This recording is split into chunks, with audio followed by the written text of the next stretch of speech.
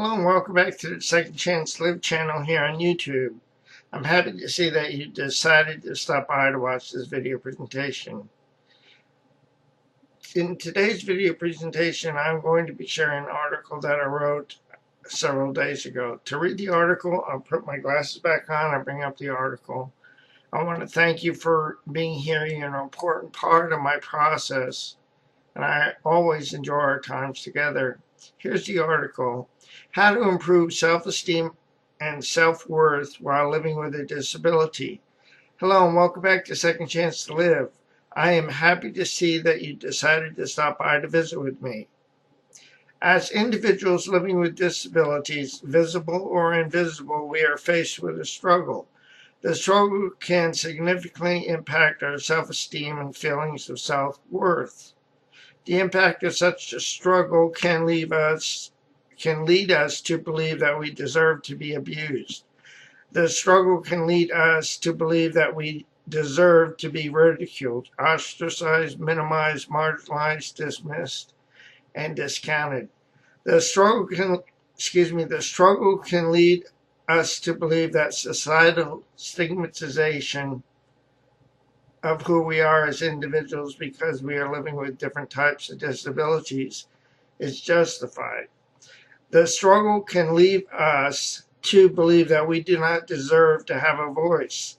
The struggle can lead us to believe that we are the problem instead of believing that we are part of the solution. For many years, I bought into the above notions. I felt as though there was something inherently wrong with me. Through my process, I discovered why I bought into the notion that I deserved to be abused, ridiculed, ostracized, minimized, marginalized, dismissed, and discounted. What I discovered was that I had been carrying shame that did not belong to me. What I discovered helped me to grow in self-esteem and self-worth by breaking free of societal stigmatization. What I discovered helped me to learn how to begin to trust the process of loving out of myself. Several years ago, I wrote the below article to share what I discovered through my process. What I share in the article helped me to begin to heal and see myself as an integral part of the solution. And here's the article that I wrote in May of 2007. Whose shame are you carrying?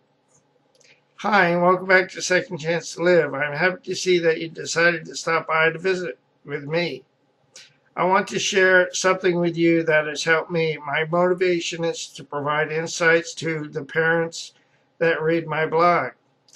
My motivation is to provide awareness. The beauty of living is that we can make a decision to change our behavior at any time.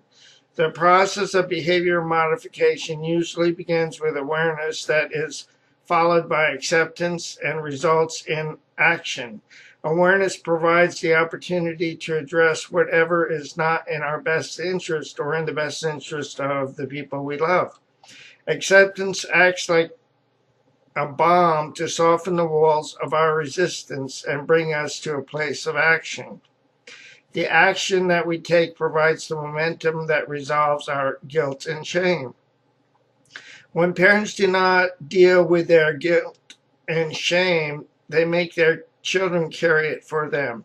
In many instances, the shame transfers a learned behavior that is passed from one generation to the next. Through my recovery process, I have learned many valuable lessons. One of the most valuable lessons is that I'm not responsible for anyone's shame or guilt. I do not have to carry the burden of another person's unresolved guilt or shame. Each person is given an opportunity to learn and grow from his or her individual experiences. If they choose to avoid or deny the reasons for their irritability, restlessness, and discontent, I do not have to absorb their pain. Debilitating guilt and debilitating shame can be resolved through rigorous honesty and a commitment to personal accountability. In transactional analysis, there is an expression that sums up such a process. It goes something like this: we will work it in, we will work it out or project it onto other people through blame, shame, and scapegoating. As I understand this concept, when a person chooses to work it in, they choose to deny that they have shame and guilt and act as though it does not exist. When a person, when a person represses shame and guilt, addictive behavior is frequently used to avoid taking responsibility. When people choose to work it out, they become involved in a recovery process programmed to identify and repair the reasons for that shame and guilt. The last option involves passing the responsibility for his or her shame onto another individual or anyone that is willing to be abused. Transactional analysis sums up this behavior as passing the hot potato. The last option involves making someone else the reason why they experience their shame and guilt.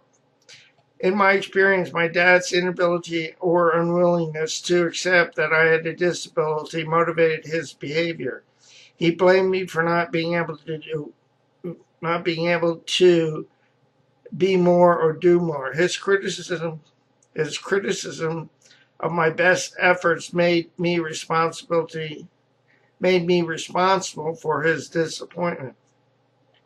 My dad could not or would not accept that I was doing the best I could, given the fact that I was a traumatic brain injury survivor. I also believe that my dad transferred his guilt and shame onto me for his driving the night of the accident that caused the damage to my brain. Because my dad was unable to process his own guilt and shame, he transferred that guilt and shame onto me in the form of blame and criticism. I am not angry or bitter at my dad. I am glad that I worked through a lot of my hurt and pain and was able to stop carrying my dad's guilt and shame for not being more. I believe that I am more than enough, disability and all. I am not my traumatic brain injury, but my traumatic brain injury changed the course of my life forever. I wish my dad could have accepted that I was doing my best rather than wanting me to be someone without a disability. I am sad for both my dad and myself because we could have had a much better relationship for many years before he died. His acceptance of my disability came in the last 3 to 4 years of my dad's life, as he was able to accept that I was doing my very best. He also told me that he was proud of me on many occasions during those past 3 and 4 years. In conclusion, I would encourage the parents that are reading or listening to this post to encourage your children. Your child may have an invisible disability that has gone undetected for many years. If you want your child to excel, avoid blaming, shaming, and criticizing them for not being more. They may not be able to reach your expectations. However, they may be doing the best they can. By acknowledging this reality, you will be able to cultivate an empowering relationship with your children that will last a lifetime. Parents by nature want their children to grow up to be professional adults. Having such a hope is not wrong. However, your child may never be able to become a doctor or a lawyer or some other dream you have for them. Encourage your children, teenagers, and young adults to follow their dreams, not yours. Nurture their strengths, and you will both get what you desire, an empowered individual who is following after their bliss. This is the end of this particular article. Again, I want to thank you for being here. Before I leave, let me encourage you with this. Please do not give up on your process of loving God or yourself, because more will be revealed in time. The pieces of the puzzle will come together in the correct order and at the right time. I'll say so long for now. Have a great day, and God bless both you and your family. So long now.